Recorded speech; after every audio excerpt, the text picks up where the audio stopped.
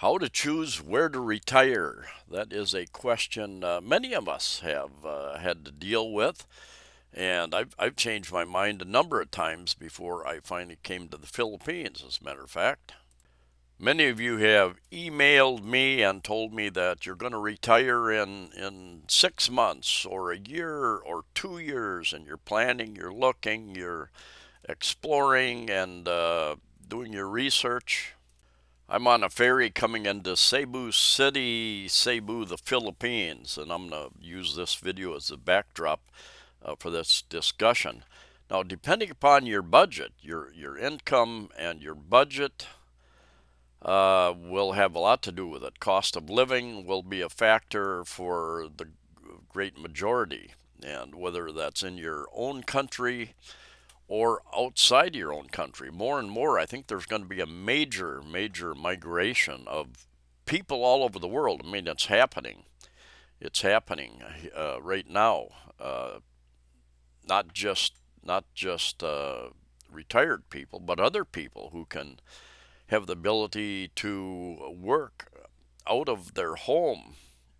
Uh, what happened during the lockdowns? Many of you know people were forced to work from home, weren't allowed. All offices were shut down. So cost of living is a factor now in Cebu City in the Philippines. You go to a place like Manila, can be quite expensive in certain areas of Manila. Depends on what part of Manila you're in. Cebu City can be expensive. Uh, but at the same time, within the city, you can find cheaper places. And a lot of times those places are not listed online. You need to walk a neighborhood, network a little bit with other Filipinos because they know somebody who knows somebody who has a place for rent or for sale. Ease of moving, whether it's in your own country, cross town, cross your country, to a new country in your area or across the ocean. The Philippines is one of the easiest places to retire to move to, and you can stay on a tourist visa for 3 years, and then you can leave the country for one day or perhaps even less than a day. I'm not positive, and fly back and start your 3 years with regular extensions of that tourist visa, so you can stay for quite a while. Now, there are other visas available. There are marriage visas, there are retirement visas. Retired military get a really good deal on retirement visas. There are a number of other visas as well. There are work visas, there are, I think, student visas, medical visas, and other ways you can go there as well. Being able to communicate in English will be very important for many of you. Some can deal a little bit better than others with. I think learning languages is a talent some people have. I find it very difficult. Here in the Philippines, many people understand English, and some people speak it very well. Other people, it is their second language, their second official language. So they learn it in school, but it's like so many things. If you don't use it, and as I've traveled around the various islands, I've found older people speak very good English. I've found young children that speak very good English. You'll find one or two people in a family that'll speak English, and the others will not. Pretty much, they will understand it, but they are not comfortable responding in English. But generally, there's somebody around, and I very seldom have a problem where I can't find somebody that understands and could give me directions or some advice in English.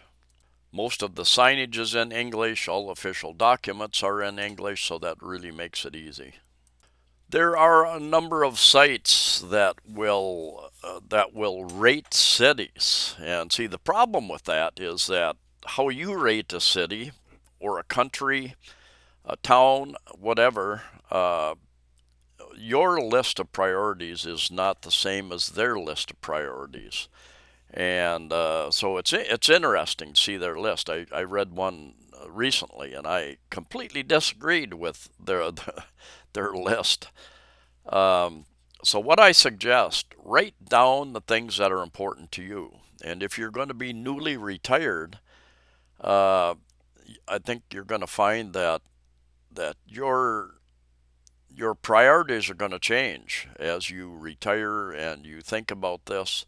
And you may retire in one area. That's why I suggest you don't get real settled down in one area right away, because you may make that list thinking these are the things I want, and you find the place you think is the perfect place, and then you might find, well, you know what? Um, my list is going to change a little bit. There are other things that are important to me now, and now that I'm retired, I'm starting to get settled in. I understand some of my priorities better. Uh, for instance, availability of medical or different types of areas, mountains or seas, or what's available for activities. Sitting down and making a list can actually, in my experience, can be rather difficult, because once you try to put it on paper, list of the things that are important and top priority for you, it can be kind of difficult to prioritize all those types of things. So the point being is that be flexible, have enough cash, so that if your plans change, you've got money, you can move on. You can move to another state, another province, another country, whatever you need to make you happy. Circumstances change, countries change, as we've found out over the last 3 years. So have options, have a plan B and C and D, and in case something doesn't work out. Because as we've seen, some of these countries become very oppressive and restrictive, and others not so. Like Mexico pretty much stayed open through this whole thing, as did Sweden. So you were allowed to move around, go about your business without the oppressive restrictions of the governments. Another thing about the Philippines is that they're still very welcoming. They're very open, tolerant, welcoming country. Got some of the best beaches in the world, and easy and cheap to get around transportation wise. Anyway, if any of you are interested, JRC Visa Consultancy is. I've done many videos with them, interviews, and they can offer you lots of information on the various visa types as well. I have a link to their site in the first comment I pin on each video. There is a link to their website. They also have a YouTube channel.